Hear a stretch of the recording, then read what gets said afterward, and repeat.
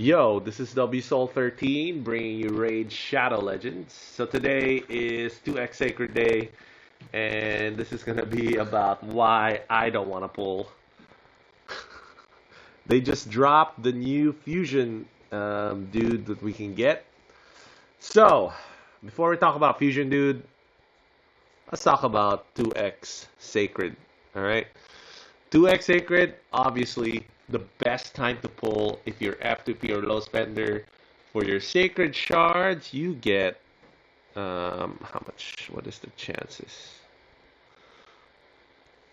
So you're doubling your chances of pulling a Legendary. So you're going from, what is this, 6% up to 12%, right?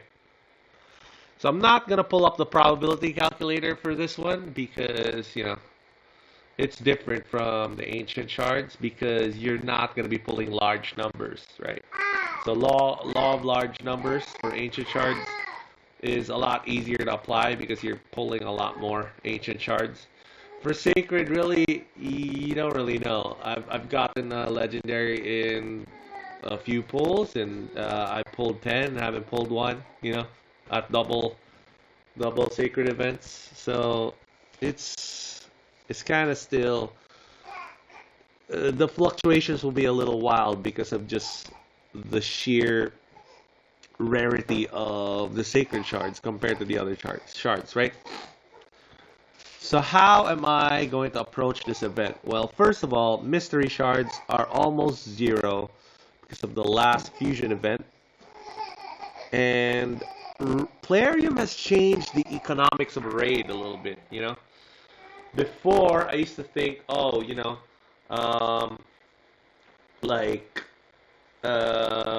trying to,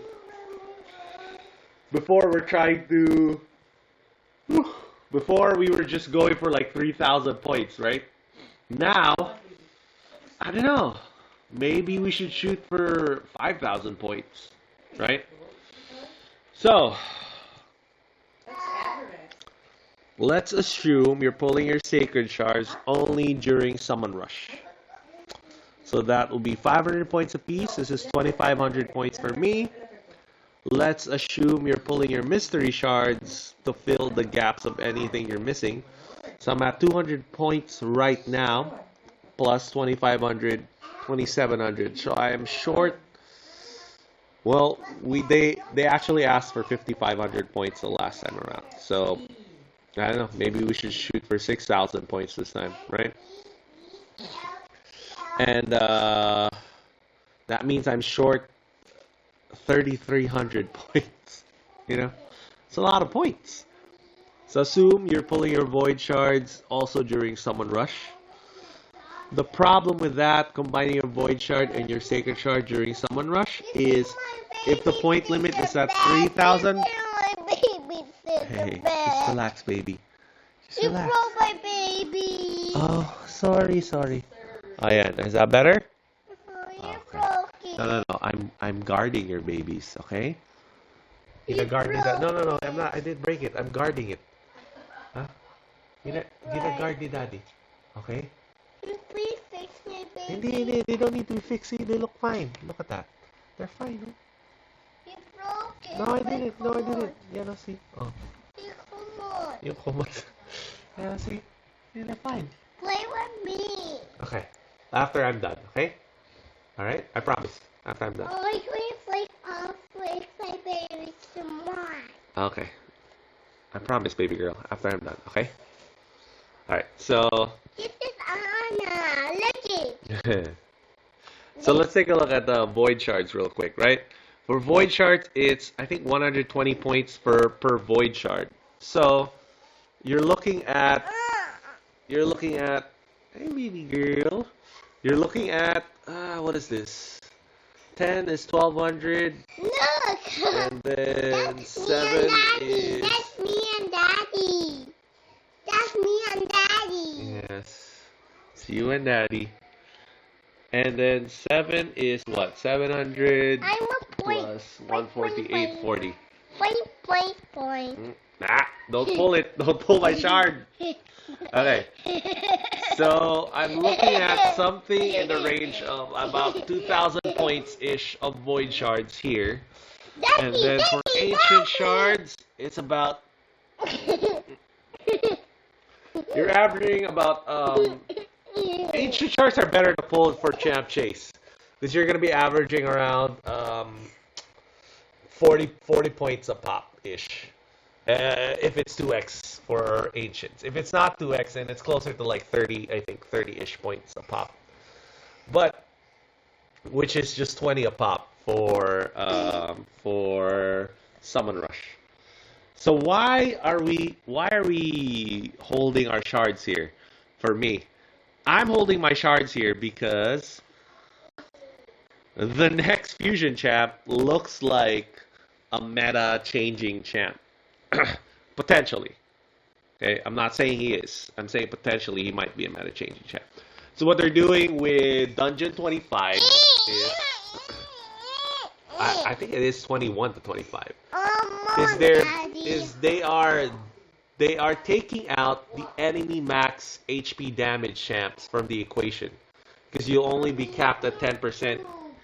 10% boss damage, like 10% of the boss's HP. Kind of like Doom Tower right now, you know? So what does that mean? Well, that means we're going to have to go towards the raw damage dealers, right? To get a faster run, you know? And the next fusion champ, I think his name is Ruel, the Huntsman or the Hunter or something.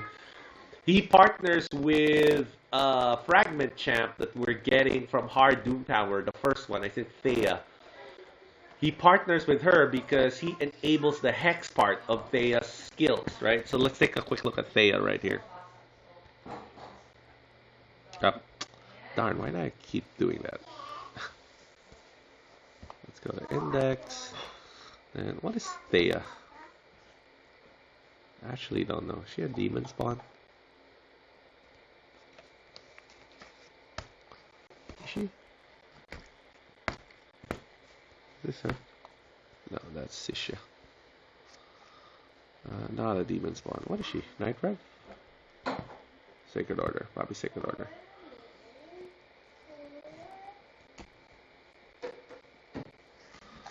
What am I doing?